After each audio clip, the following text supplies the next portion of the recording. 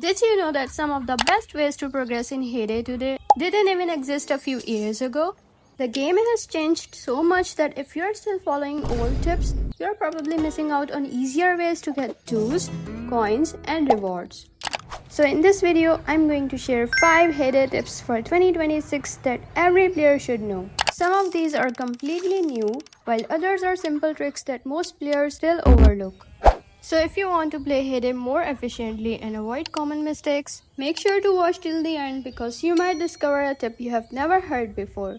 And here is a fun challenge for you. Every time you hear a tip that you already knew or already use, put one finger down. By the end of the video, let me know in the comments how many fingers you have left. Let's see who's the real 𝗦𝗦 pro. Tip number 1. Use truck orders to get more tools. This is one of the best ways to get tools consistently. As many of you know, truck orders were updated and now they give daily milestone rewards. So instead of doing truck orders randomly, I highly recommend doing enough truck orders every single day to claim all the rewards. Here's how it works. As you complete truck orders, you'll earn tools and coins along the way. And once you reach the 5th and final milestone, you'll get a 𝗖𝗛𝗦𝗍𝗍𝗏 as your final reward. For example, at my level, I need to complete 14 truck orders to reach the final milestone and get the 𝗓𝗏𝗍𝗏. And the best part is that these rewards reset every 24 hours, which means you can earn tools every single day just by completing enough truck orders. Now, here's another trick that I think a lot of players don't use. Make it a habit to trash truck orders. Yes, don't be afraid to delete them. I often see players trying to complete orders that ask for 8 of the same product or several rare items that take hours to make. Some players even put a help request on these orders, hoping someone will fill them. 2 hours later. 1 eternity later. And the order is still there. Seriously, don't make your truck board suffer. Just trash those difficult orders and wait for the easier ones to appear. Fruit orders are usually the quickest and easiest to complete, while jewelry orders also reward you with vouchers, making them even more valuable. And as a general rule, I try to complete truck orders that ask for smaller quantities because they are much faster to finish. The goal isn't to complete every single truck order, it's to complete enough easy truck orders to reach all the daily milestone rewards and the final 𝗖𝗛𝗍𝗍𝗏. Now put one finger down if you already knew this tip. Moving on to tip number 2. Master your machines the easy way. If you're trying to unlock machine mastery, don't make it harder than it needs to be. Almost every machine in 𝗦𝗦 has one product that's cheap and easy to keep producing. And those are the ones you should focus on whenever you don't have anything else to make. For example, in the smoothie maker, I would keep making berry smoothies. I wouldn't recommend products that require honey because honey can become a bottleneck really quickly. For the popcorn pot, you can keep producing snack mix or chili popcorn. For the sauce maker, olive oil is a great option. For the head maker, I usually go with cloche heads. For the ice cream maker, cherry popsicles are simple and easy to keep in production. And for the bakery, during the day, I like making bread because it finishes quickly and is always useful. But before going to bed, I switch to cookies since they take longer and keep the machine busy overnight. If you have enough eggs, cornbread is another great option during the day. The idea here is very simple.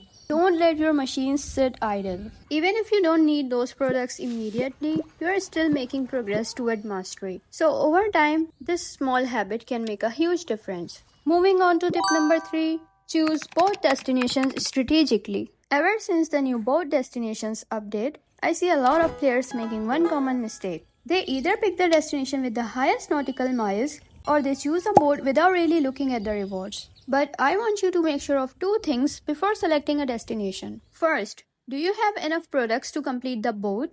That's why I always recommend keeping your machines running and your barn stocked so you're always ready for the next boat. Second, ask yourself which reward your farm needs the most. For example, if the first 2 destinations give me vouchers and the third gives me a puzzle piece, I'll choose the puzzle piece.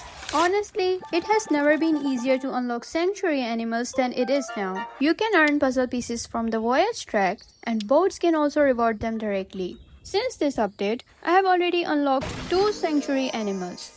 And don't worry too much about missing a few nautical miles. With a new boat arriving every 5 minutes, it's still easy to complete the voyage track if you play consistently. So before you lock in your destination, don't just look at the nautical miles, look at the rewards too. Put a finger down if you already use this strategy and let me know in the comments what you think about the new boat destinations update. Moving on to tip number 4, manage your town like a pro.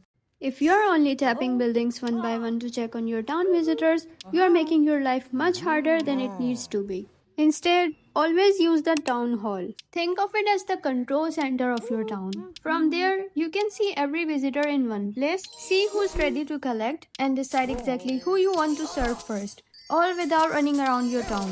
It saves a lot of time, especially when your town starts getting busy. And here's one more thing I'd like to share. If a visitor wants to go to the sanctuary, serve them in all the buildings they need, but don't collect them yet. Just leave them sitting there with the green check mark. This is very helpful when a new farm pass starts or before the new weekly farm pass missions arrive. When those missions appear, you can simply collect those visitors and they'll go straight to the sanctuary, allowing you to complete the mission in just a few minutes. So instead of rushing to collect every completed sanctuary visitor, try to keep 3 to 5 of them ready before new farm pass missions.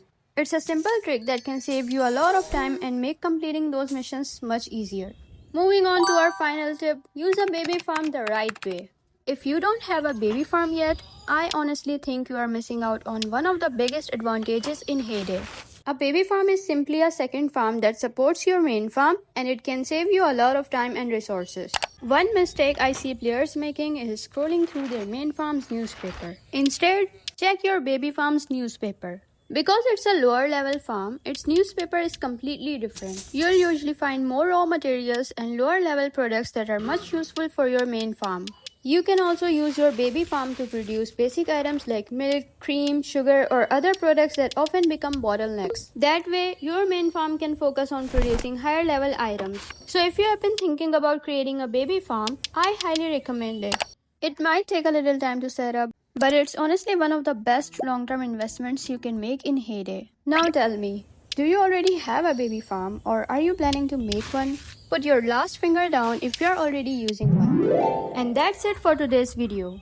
So, how many fingers do you have left? Let me know in the comments. I genuinely want to see how many of these tips you already knew. If you learned something new today, don't forget to leave a like and subscribe for more 𝗦𝗦𝗍𝗍 tips, updates, and strategies. And if you have a favorite 𝗦𝗦𝗍𝗍 tip that wasn't in this video, share it in the comments. You might end up helping thousands of other players too. Thanks so much for watching and I'll see you in the next one. Bye bye.